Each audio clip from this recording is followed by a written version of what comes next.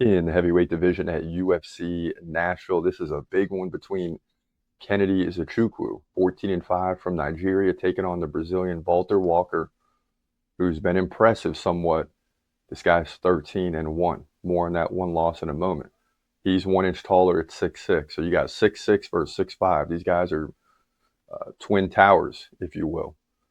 Nzechukwu, he's 33, so kind of still in that late in the prime. Walker, 27, early in the prime, but both guys still in the prime window. Nzechukwu's got a 4-inch reach advantage. He fights left-handed. Walker fights right-handed, so you got opposite stance fighters.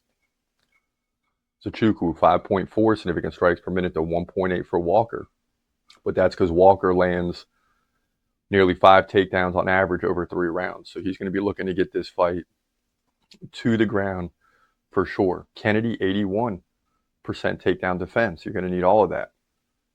He's won back-to-back fights over Lucchesi Brzeski, first round KO. Chris Barnett, first round KO. So not bad. He did lose to OSP, Ovince St. Preux, by split decision. Got dominated on the feet there, 143-106. Lost to Dustin Jacoby, a good fighter, by first round KO. But at least he's won the last 2. Walker beat Dontel Mays by submission, heel hook. Beat Junior Tafa, submission, heel hook. The only loss was to Lucchesi Brzeski. Even though he had 4 takedowns, he trailed 58-33 on the feet. And you remember, Nzechukwu KO'd this guy last time out. So a common opponent is what flips the odds here in favor of Nzechukwu. I'm sure Valter Walker would like to have that fight back. It's not like he got finished or anything. He had 4 takedowns to none, but trailed 58-33 in significant strikes. That's the problem sometimes for these takedown specialists. Now, can Kennedy defend the takedowns well enough to win the fight? Potentially. Is Valter Walker going to continue shooting for takedowns? Yes. So when Kennedy's on the feet, he's got to land significant strikes. He's got to bring it, if you will, early and often. Because if Walker gets his fight to the ground for 6 to 8 minutes, Kennedy's going to have a lot more significant strikes.